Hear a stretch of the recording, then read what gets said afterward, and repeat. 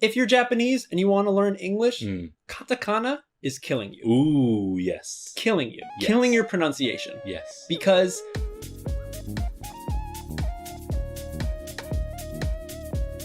welcome back to another beautiful episode. We're the hosts. My name is MJ. My name is Adam. And today, everyone, we're going to be talking about pronunciation.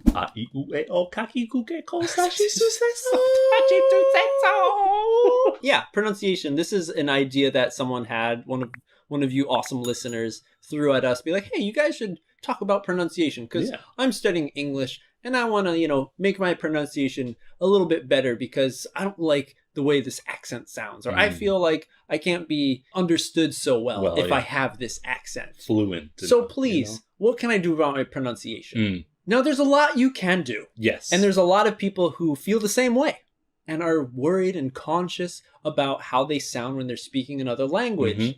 And to a certain degree, there's things that you can do to fix it. Right. But on the other hand, there's some people where it's almost like impossible to fix. There's been plenty of people who I've known growing up in America. I mean, my dad is the greatest example. He grew up in a different country, came to America, learned English, and until this day, right now, he still has a really, really heavy accent where it's like, if you meet him for the first time, you're going to be like, what did he say? What did he say?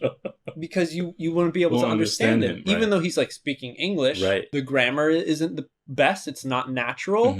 And he has a heavy accent. So he's still able to survive. Right. And communicate as well. Because that's the number one thing. Communication. Right. And if you're able to communicate even with or without an accent, with or without good pronunciation, I think that's the most important thing. Yeah. And it shouldn't stop you from speaking with another person just because you feel like you don't pronounce words well enough. Exactly. To a certain degree. Right. Yeah. Because that really, when all is said and done, shouldn't really matter. As long as you can still understand what someone's saying in a conversation, as long as you can follow and add to the conversation, as long as you have the grammatic skills, how to make sentences, as long as you have the vocabulary down. You don't have to know all the vocabulary because nobody does. Like you can open up a book of the English dictionary and be like, MJ, what does that mean? Or maybe even, what does that say? I'm like, I can't even read that. Yeah, that's true. This antistism-tablonarianism? Yeah, right. Like, I don't know what that means. But because you're never going to probably use it. Right, yeah. So then it goes to like, that might be your own roadblock. A wall in your brain which is making you feel like, oh, my English isn't good because my pronunciation isn't good. Yes. That's like the last thing you should think about. Right. Of a reason why your English isn't good. Or whatever language you're trying to learn. Yeah. It's like, that's the last thing. There's plenty of even, Westerners that I've seen in Japan who speak awesome Japanese, but they have like an American accent to it. Yeah. It's like, whoa, you speak like really, really good Japanese. And they're like, arigatou gozaimasu. Like, that's a really bad like pronunciation, but they can still get by. And you understand and you're able to communicate. Yeah. And I think that's the number one thing. If nice people, because I know there have been cases of people who are learning the language, and because they have an accent or they're unable to pronounce a certain word, the person who they're speaking to has made a negative comment or told them something that made them not want to learn the language anymore, or made learning that language not fun, or made them afraid of speaking. So those bad situations, I wish no one ever has to experience those situations. And I hope people who don't let those situations stop them from improving their language as well. There you go. Yeah. There you go.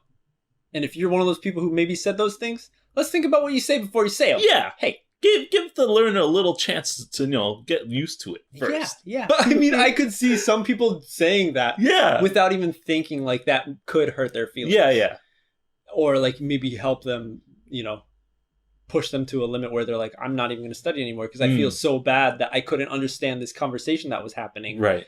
And then this other person just sent me over the boat by saying like, wow, you're not good. Yeah. You should not learn language. Yeah, or you're so bad. Or like, I'm getting angry because I can't understand you. Or right. Well, I wouldn't think it would be like that. I've heard cases like where teachers, these are from people who are now my age. Yep. But they're Japanese as well. But they said like specifically that when they were learning English as a child, their teacher gave them a bad kind of like a traumatic experience where they were trying to learn the language, or they were given this task to do, and they made a mistake, and the teacher said this to them, and it really hurt their motivation overall. Yeah. So to continue. Enjoy that study. Right. So I want to just say, like, don't let those things stop you. As well as with pronunciation, it's something that takes a lot of time and a lot of effort to get used to if you're not from that country. Like, I could probably go to England and pick up the British accent if I wanted to. It wouldn't be a good one. No. We've tried, but that's still an accent that's different from where I'm from in Canada. So, you know, people would still say, oh yeah, you're not really from around here, are you? But as long as we're communicating, like we're saying before, right, it shouldn't make the biggest difference. No. There are some things that are just hard to get to. Yeah. And there's some things that you can learn just by taking it in naturally. Right. So I feel like for me, I think my Japanese accent is all right. And I feel like it's that way because my first years in Japan, I didn't care about learning the language at all. I didn't try to learn. Hard studying. Nothing. Right. I was just going around speaking in English and like, you know, saying whatever, simasen and onigiri and hanabi. Like that's all I had. Yeah. And from just listening, being in the environment where in Japan, listening to all this Japanese on the TV, on the radio, all my friends speaking it, people in the office and stuff, I picked up the sound first. Right. So this goes back to like, as a baby, that's how you learn a language, right? Right. And I feel like that's how you pick up those accents too. Yeah. And it's just proven. Right. Because I've met people who are from Japan, grew up in Japan, and they did maybe a study in like New Zealand. Okay. 1 year study in New Zealand, English. Yeah.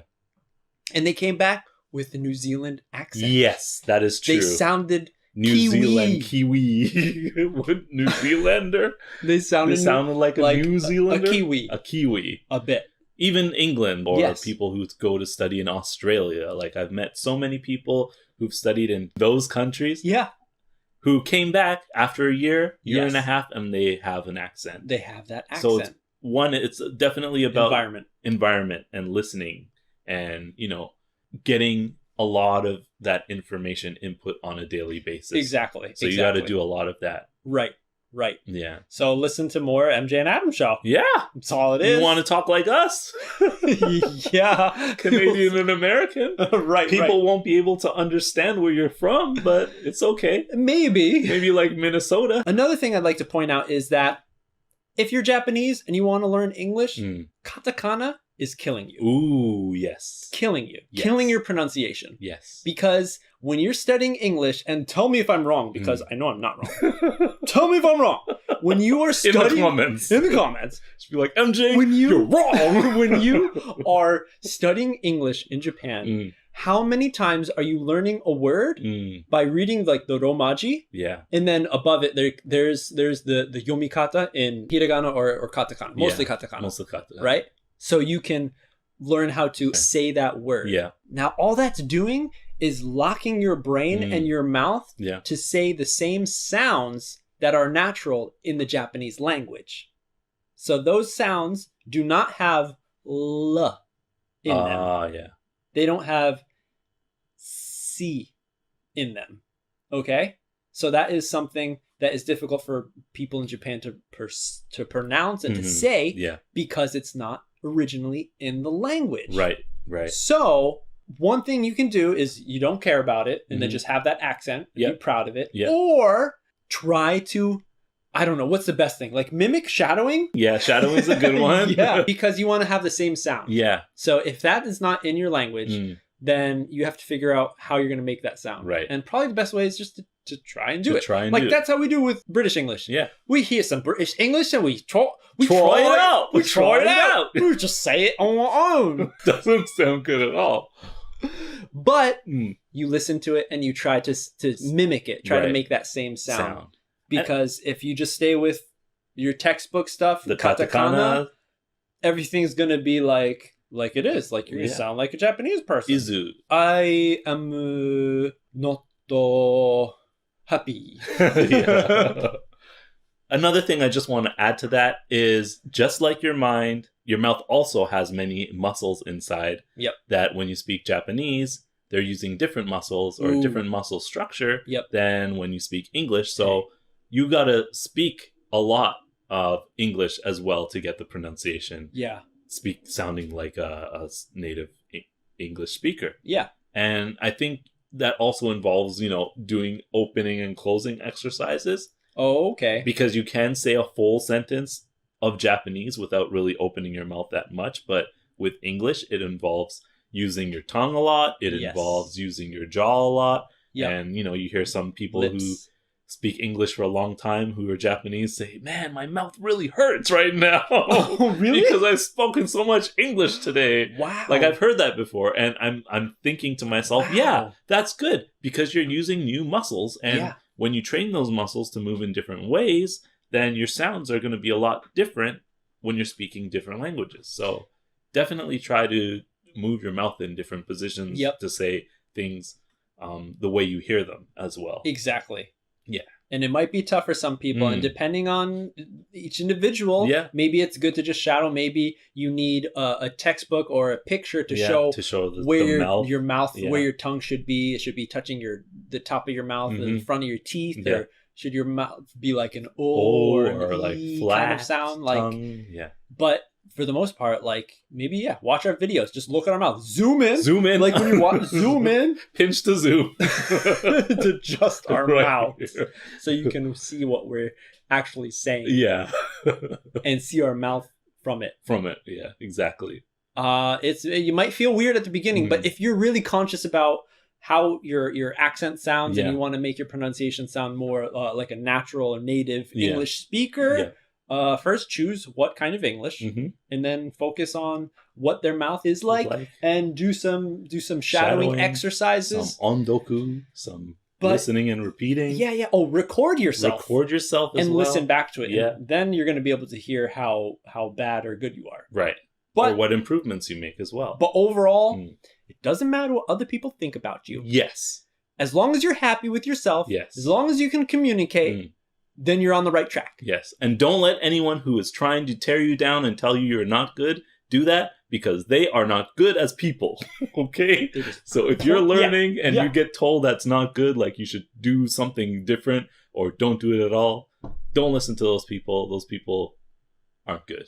With that said, that's all the time we have for today's episode. Hopefully you enjoyed it, and hopefully we answered some questions that a lot of people had on their mind about pronunciation. Yes. But at the end of the day, it doesn't matter. Enjoy it. Like I hope you enjoyed this episode. Hit that like button if you did. This one was a good one. We got a little feisty, We did a little bit of heat coming out. Pulse racing. Man, get this video to 1,000 likes, please. If you think that you should not worry about your pronunciation so much, you just focus on communicating and enjoying. Hit that like button. 1,000 likes. Don't forget to subscribe. And of course, remember, we have SNS, we got TikTok, we got Twitter, we got Instagram, we got Facebook as well. Let us know in the comments what you would like to see on those channels. If you would like daily posts from us, if you would like some vocabulary, we did that before, but that's a little bit difficult.